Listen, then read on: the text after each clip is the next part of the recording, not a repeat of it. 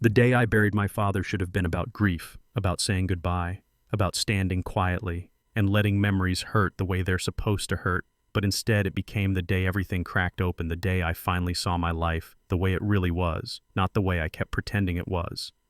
I was standing near the front of the church, hands locked together so tight my fingers ached, trying to keep my breathing steady when I felt it. Not sympathy, not warmth, but that familiar weight pressing down on my chest, the same one I'd felt for years.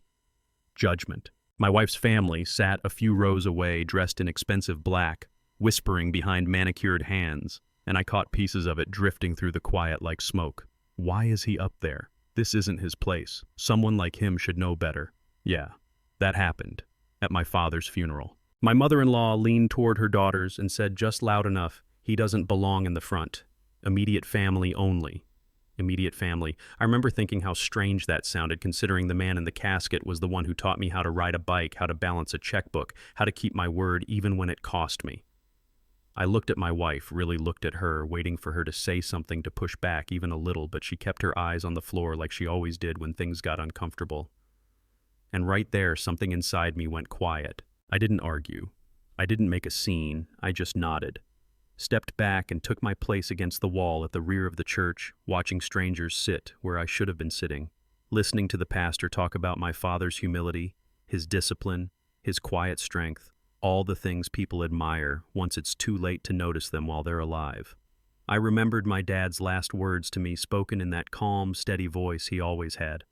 "Son, patience pays off, just not the way people expect." At the time, I thought he was talking about my marriage, about enduring, about keeping my head down. Turns out he was talking about something much bigger. 3 days later, we sat in a law office, downtown, glass walls, dark wood, that smell of polish and power that makes you feel like you don't belong unless you've got the right last name. My wife's family claimed the leather chairs closest to the desk without even looking at me. I was handed a wooden chair near the door like someone might need to escort me out. The lawyer, Mr. Collins, cleared his throat and started flipping through documents, all calm and precise, the kind of man who doesn't waste words.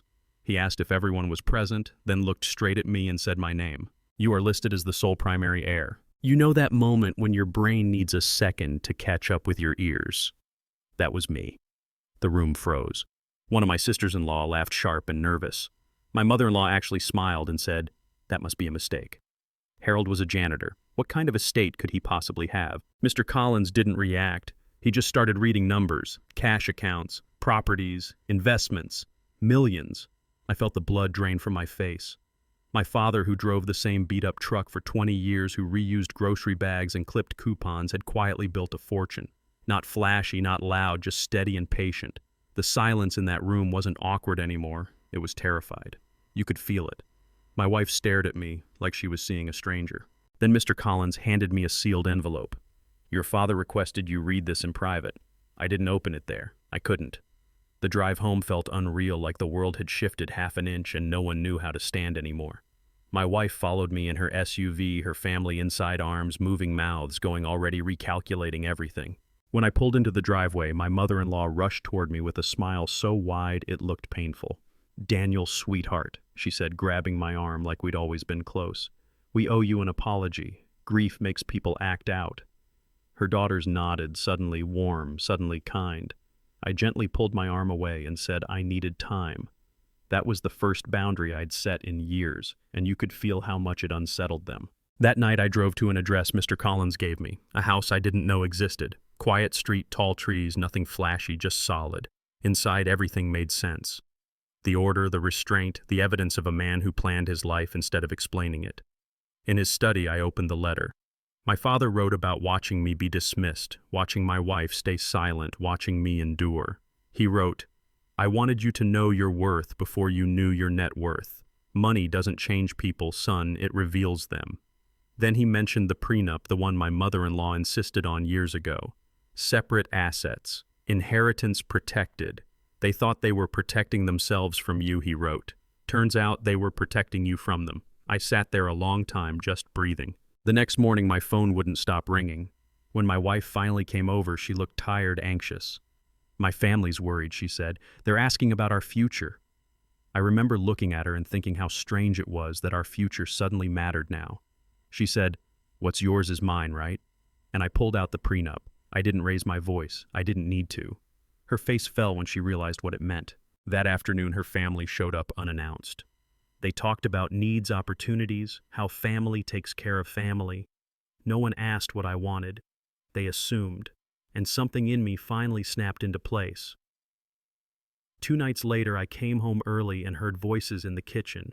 My mother-in-law saying I was getting arrogant. One sister saying I was hoarding money. My wife quietly asking about divorce lawyers. Yeah, that happened too. I walked in calmly and said this house was in my name and they were guests. A week later, they called a family meeting at their place, sat across from me like a panel of judges. They demanded support, claimed my father owed them something. I played one recording my dad had kept, just one of them debating whether I should be included in a family photo. The silence after that was heavy. I told them I was done pretending and I gave my wife a choice, me or them. She couldn't choose. 6 months later, their world unraveled. Houses lost, status gone, certainty stripped away. A year after my father's funeral, I sat in the front row of the same church this time by right, honoring him through a foundation that actually helped people, not just impressed them. I stood beside someone who respected me for who I was, not what I had. And I realized something that still sticks with me. The greatest inheritance isn't money, it's freedom. So let me ask you this.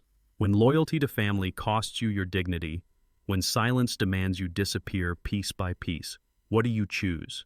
Tell me in the comments. I want to hear your side of it. And if you've lived something like this, you're not alone.